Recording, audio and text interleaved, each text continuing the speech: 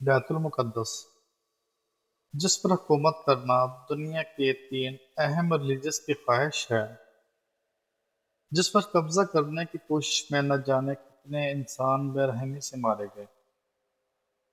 انہی میں سے ایک خونی جنگ جو سال 1099 میں ہوئی تھی، تاریخ کی وہ جنگ جس میں یورپ کی کرسچینز نے مسلمانوں کو بے دردی سے قتل کیا۔ یہ لوگ ایک بہت بڑی فوج لے کر بیت المقدس پر حملہ کرنے کے لیے آئے۔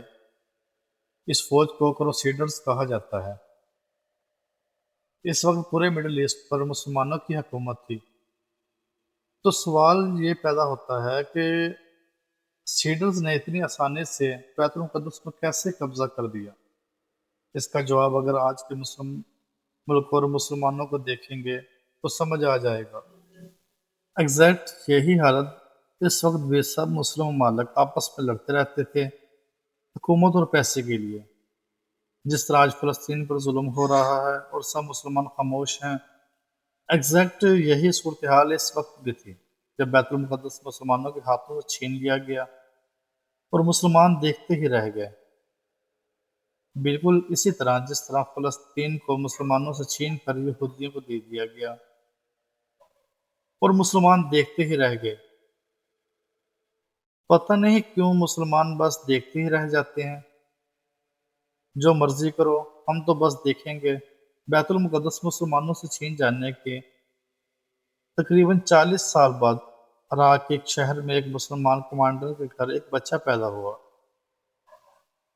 جس کا نام یوسف رکھا گیا، جسے آج دنیا صلاح الدین ایوبی کے نام سے جانتی ہے۔ اس کا خاندان عراق کے بادشاہ کی فوج میں کام کرتا تھا، لیکن صلاح الدین کے پیدا ہوتے ہی اس خاندان کا حکومت کے ساتھ تعلق خراب ہو گیا۔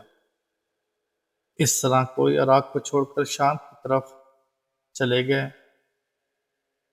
شام میں اس وقت عماد الدین زنگی کی حکومت تھی اور صلاح الدین کے والد اور چچا کی عماد الدین زنگی کے ساتھ پرانی جان پہچان تھی، اس لیے زنگی نے انہیں اپنی فوج میں شامل کر لیا۔ عماد الدین زنگی کی ہمیشہ سے یہ خواہش تھی کہ کسی طرح بیت المقدس کو کروسیڈ کے قبضے سے چھڑا دیا جائے، اس لیے وہ اپنی حکومت کو مضبوط کر رہا تھا اور ساتھ ہی ساتھ اس کے پاس چھوٹے چھوٹے وہ علاقے جن پر کروسیڈرز نے قبضہ کر رکھا تھا، انہیں چھڑوانے کی کوشش بھی کر رہا تھا۔ ایک دن عماد الدین زنگی کے ایک غلام نے اسے شہید کر دیا۔ اس کے بعد اس کا بیٹا نور الدین زنگی بادشاہ بنا۔ وقت گزرتا رہا اور کئی سالوں بعد جب یورپ کے ملکوں نے دیکھا کہ مسلمان طاقتور ہو رہے ہیں تو وہ سب پریشان ہو گئے اور مسلمان پر حملہ کرنے کی پلاننگ کرنے لگے۔ ان کا پلان یہ تھا کہ مصر پر قبضہ کر کے اس کے بعد نور الدین زنگی کی حکومت پر حملہ کریں گے، کیونکہ مصر کا بھی اس وقت یہ حال تھا جو لیبیا، عراق اور سیریا کا ہے، یعنی ہر طرف بغاوت ہو رہی تھی۔ اس ملک کے وزیر آپس میں لڑتے رہتے تھے اور ہر کوئی اپنی حکومت بنانے کی کوشش کر رہا تھا۔ اسی دوران مصر کے طاقتور وزیر نے نور الدین زنگی کو خط لکھا کہ ان کی مدد کے لیے وہ اپنی فوج کو بھیجے تاکہ مصر میں بغاوت کو روکا جا سکے۔ صلاح الدین ایوبی اس وقت تک ایک جوان لڑکا بن چکا تھا اور فوج میں شامل ہو چکا تھا۔ نور الدین زنگی نے صلاح الدین کے چچا کے ساتھ اسے مصر کی طرف بھیجا۔ یہ دونوں کافی عرصے تک مصر میں ہی رہے اور مصر کی حکومت ٹوٹنے سے بچانے کی کوشش کرتے رہے۔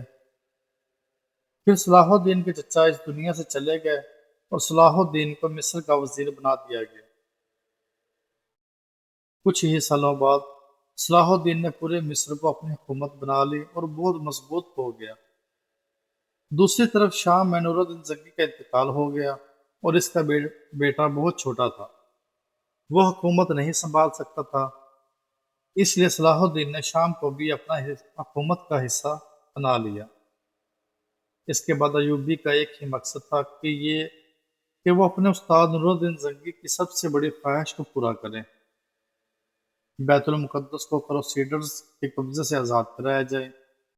لیکن اصل چنگاری اس وقت بھڑکی جب کروسیڈر کے ایک بادشاہ رینارڈ نے حج پر جانے والے مسلمانوں کے قافلوں پر حملہ شروع کر دیا۔ اس نے یہ بھی اعلان کر دیا کہ وہ مکہ اور مدینہ پر حملہ کرے گا۔ یہ حرکت مسلمانوں کے لیے ناقابل برداشت تھی۔ صلاح الدین نے اس کو مسلمانوں کے خلاف اعلان جنگ سمجھا اور فیصلہ کیا کہ اب وقت آ گیا ہے کہ کروسیڈرز کو ایک بڑی جنگ میں ہرایا جائے۔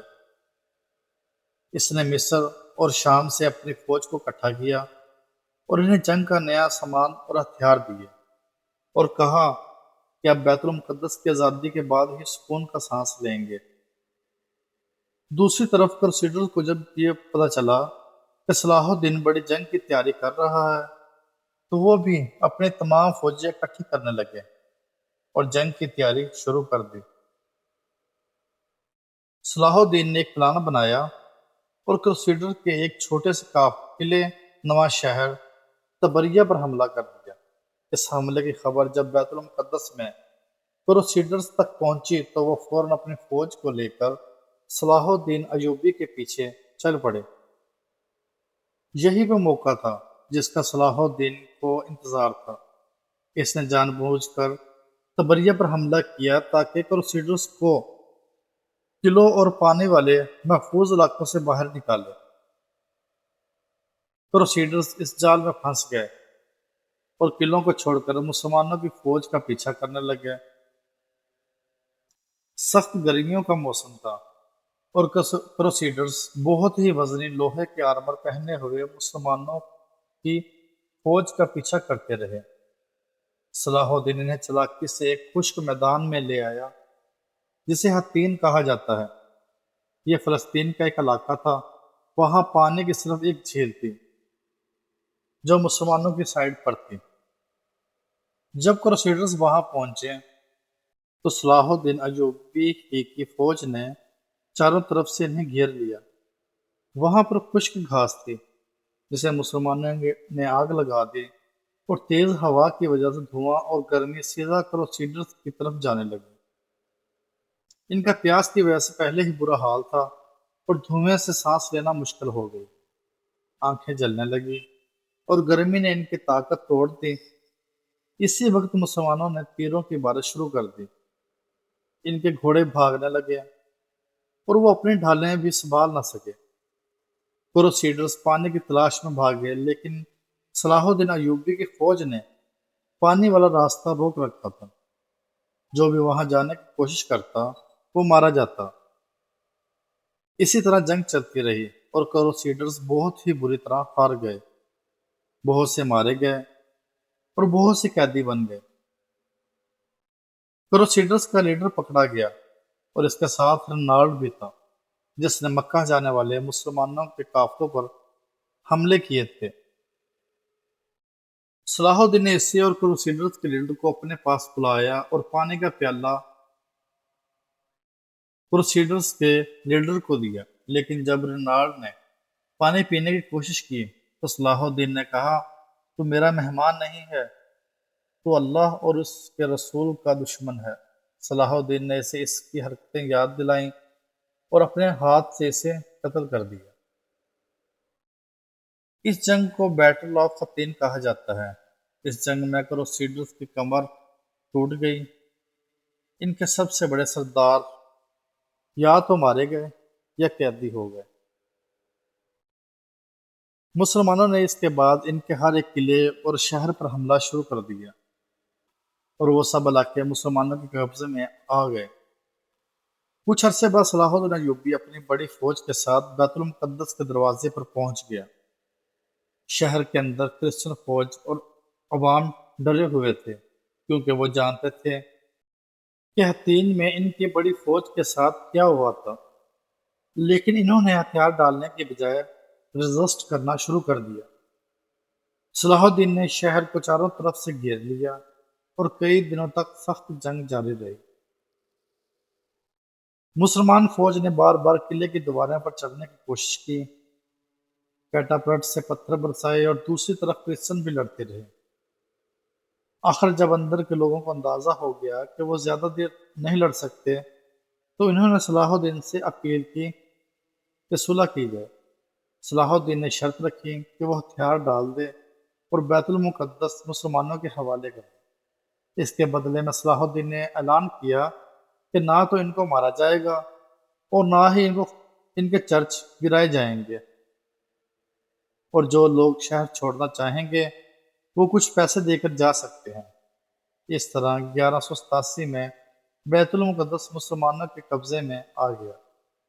یہ وہی جگہ تھی جہاں 88 سال پہلے کروسیڈرز نے مسلمانوں اور کچھ یہودیوں کو بے رحمی سے مارا تھا، لیکن صلاح الدین نے ان پر رحم کیا اور انہیں جانے دیا۔ اس وجہ سے آج بھی بہت سے کرسچنز صلاح الدین کی تعریف کرتے ہیں۔ جب صلاح الدین بیت المقدس میں داخل ہوا تو وہاں اذان دی گئی، قبلہ اول دوبارہ مسلمانوں کے ہاتھ میں آیا اور پورے مسلمان ورلڈ میں خوشیاں منائی گئیں۔